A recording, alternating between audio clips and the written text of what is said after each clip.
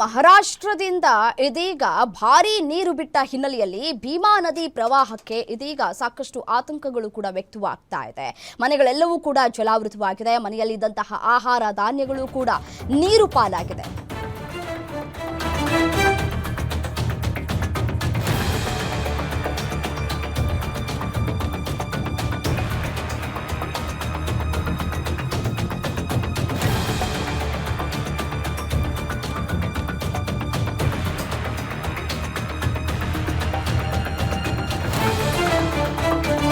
ಕೂಡ ನೀರು ಪಾಲಾಗಿದೆ. 4-5 ದಿನಗಳಿಂದ ಸಂಪರ್ಕವನ್ನ ಕಳೆದುಕೊಂಡಿರುವಂತಹ ಗ್ರಾಮ. ಬೋಟ್ ಮೂಲಕ ಗ್ರಾಮಸ್ಥರನ್ನ ಶಿಫ್ಟ್ ಮಾಡ್ತಾ ಇದ್ದಾರೆ ಎಸ್ಡಿಆರ್ಎಫ್ ತಂಡದವರು. ಎಸ್ಡಿಆರ್ಎಫ್ ಟೀಮ್ ಜೊತೆ ಗ್ರಾಮಕ್ಕೆ ಗ್ಯಾರಂಟಿ ನ್ಯೂಸ್ ಕೂಡ ತೆರಳಿದೆ. ಬೋಟ್ ಮುಖಾಂತರ ಬೇರೆ ಊರಿಗೆ ತೆರಳ್ತಾ ಇರುವಂತಹ ಜನ 30 ವರ್ಷಗಳಲ್ಲಿ ಇಂಥ ಪ್ರವಾಹ ಕಂಡಿರಲಿಲ್ಲ. ಆ ಭಾಗದ ಜನ ಪ್ರವಾಹದಿಂದಾಗಿ ಜಾನುವಾರುಗಳಿಗೆ ಸಂಕಷ್ಟ ಎದುರಾಗ್ತಾ ಇದೆ. ತಮ್ಮ ಅಳಲನ್ನ ತೋಡ್ಕೊಳ್ತಾ ಇದ್ದಾರೆ. ವೃದ್ಧರು ಮಕ್ಕಳಿಗೆ ತೊಂದರೆ ಆಗ್ತಾ ಇದೆ. ಅತಿಯಾದ ಮಳೆ ಆಗಿರುವಂತಹ ಹಿನ್ನೆಲೆಯಲ್ಲಿ ಕೆರೆ ಕಟ್ಟೆಗಳು, ನದಿಗಳು, ಹಳ್ಳ ಕೊಳ್ಳಗಳೆಲ್ಲವೂ ಕೂಡ ತುಂಬಿ ಹರಿತಾ ಇದೆ.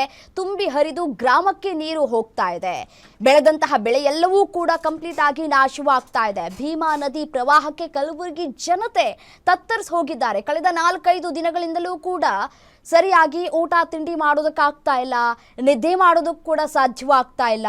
ಈ ರೀತಿ ಆದರೆ ಮುಂದಿನ ದಿನಗಳಲ್ಲಿ ಹೇಗೆ ನಾವು ಜೀವನವನ್ನ ನಡೆಸೋದು ಅಂತ ಹೇಳಿ ಜನ ಗುಳೆ ಹೋಗುವಂತಹ ಸಂದರ್ಭ ಪರಿಸ್ಥಿತಿ ನಿರ್ಮಾಣ ಆಗ್ಬಿಟ್ಟಿದೆ. ಇದೀಗ ಮಹಾರಾಷ್ಟ್ರದಿಂದ ಒಂದ್ ಕಡೆ ಭಾರಿ ನೀರನ್ನ ಬಿಡ್ಲಾಗ್ತಾ ಇದೆ, ಒಂದ್ ಕಡೆ ಒಳಹರಿವು ಕೂಡ ಹೆಚ್ಚಾಗ್ತಾ ಇದೆ, ಹೊರಹರಿವು ಕೂಡ ಹೆಚ್ಚಾಗ್ತಾ ಇರುವಂತಹ ಹಿನ್ನೆಲೆಯಲ್ಲಿ ಜನ ಒಂದ್ ಕಡೆ ಮನೆ ಇಲ್ಲದೆ ಸಂಕಷ್ಟವನ್ನು ಅನುಭವಿಸ್ತಾ ಇದ್ದಾರೆ. ಈ ಕುರಿತು ನಮ್ಮ ಕಲಬುರಗಿ ರಿಪೋರ್ಟರ್ ಶ್ರೀಕಾಂತ್ ಪ್ರತ್ಯಕ್ಷ ವರದಿಯನ್ನ ಕೊಟ್ಟಿದ್ದಾರೆ. ಬನ್ನಿ ನೋಡೋಣ.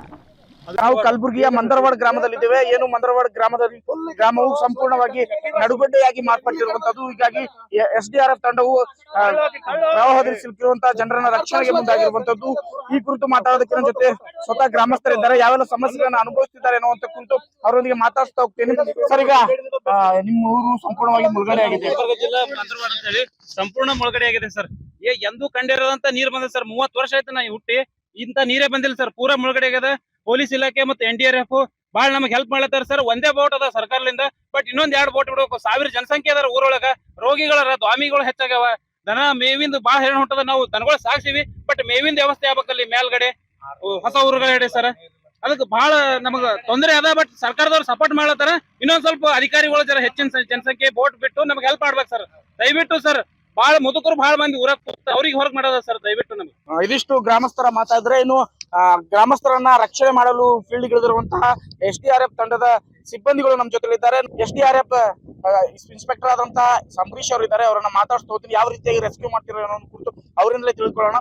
ಸರ್, ಈಗ ನೀವು ಎಷ್ಟು ದಿನದಿಂದ ಕಾರ್ಯಾಚರಣೆಗಳಿದ್ದೀರಾ? ಏನೆಲ್ಲ ಇಷ್ಟು ಜನರನ್ನ ರಕ್ಷಣೆ ಮಾಡಿದ್ದಾರೆ? ಎಷ್ಟು ಗ್ರಾಮಗಳಿಗೆ? ಕಳೆದ 3-4 ದಿನದಿಂದ ಧಾರಾಕಾರ ಮಳೆಯಿಂದ ನೀರಿನ ಪ್ರಮಾಣ ಜಾಸ್ತಿ ಆಗಿರೋದ್ರಿಂದ ಸುಮಾರು 80 ಹಳ್ಳಿ ನೀರಲ್ಲಿ ಮುಳುಗಡೆಯಾಗಿದೆ. ನಮ್ಮ ಮೇಲಧಿಕಾರಿಗಳ ಮಾರ್ಗದರ್ಶನ ಮತ್ತು ಜಿಲ್ಲಾಧಿಕಾರಿ ಮೇಡಮ್ ಅವರ ಆದೇಶದ ಮಾರ್ಗದರ್ಶನದ ಮುಖಾಂತರ ಸಹಕಾರದಿಂದ ನಮ್ಮ SDRF ಟೀಮ್ ಮತ್ತೆ ಅಗ್ನಿಶಾಮಕ ಇಲಾಖೆಯ ಕೋಆರ್ಡಿನೇಷನ್ ಇಂದ ಸುಮಾರು ಹಳ್ಳಿಗಳಲ್ಲಿರುವಂತಹ ಜನರನ್ನ ನಾವು ಸುರಕ್ಷಿತ ಸ್ಥಳಕ್ಕೆ ನಾವು ಸಾಗಾಟ ಮಾಡ್ತಾ ಇದ್ದೀವಿ. ಮೊನ್ನೆ ಕೂಡ ಇಲ್ಲಿ ಈ ಕೆಲವೊಂದು ಹಳ್ಳಿಗಳಲ್ಲಿ ನಾವು ಬಂದಾಗ ಕೆಲವು ಜನ ನಾವು ಇಲ್ಲೇ ಇರ್ತೀವಿ, ನೀರ್ ಕಡಿಮೆ ಆಗತ್ತೆ ಅಂತ ಹೇಳಿ ಕೆಲವು ಜನ ಬರದೇ ಅಲ್ಲೇ ಇದ್ದಿದ್ರಿಂದ ಸ್ವಲ್ಪ ಸಮಸ್ಯೆ ಆಗಿತ್ತು. ಈಗ ಇವತ್ತು ನಾವೆಲ್ಲ ಹೋಗಿ ಇನ್ನೂ ನೀರು ಜಾಸ್ತಿ ಬರುವಂತ ಸಾಧ್ಯತೆಗಳು ಇರ್ತದೆ ಅಂತ ಹೇಳಿ ಮನವರಿಕೆ ಮಾಡಿಸಿ ಅವರಿಗೆ ಸುರಕ್ಷಿತ ಸ್ಥಳಕ್ಕೆ ನಾವು ಕರೆದುಕೊಂಡು ಬಂದಿದ್ದೀವಿ. ಯಾವುದೇ ಇಲ್ಲಿಯ ಜನರಿಗೆ ನಾವು SDRF ಟೀಮ್ ಯಾವಾಗ್ಲೂ ಸಿದ್ಧರಿರ್ತೀವಿ. 24 ಗಂಟೆ ಕೂಡ ಅವರ ಕರೆ ಬಂದ ತಕ್ಷಣ ನಾವು ಅವರ ರಕ್ಷಣಾ ಕಾರ್ಯಕ್ಕೆ ನಾವು ಸಿದ್ಧರಿರ್ತೀವಿ. ಅವ್ರ ಸುರಕ್ಷಿತ ಸ್ಥಳಕ್ಕೆ ನಾವು ತೆಗೆದುಕೊಂಡು ಹೋಗ್ತೀವಿ. ಇದಿಷ್ಟು ಗ್ರಾಮಸ್ಥರ ಹಾಗೂ SDRF ಸಿಬ್ಬಂದಿಗಳ ಮಾತಾಗಿರುವಂತದ್ದು. Srikanth Biral, guarantee news, Kalaburagi.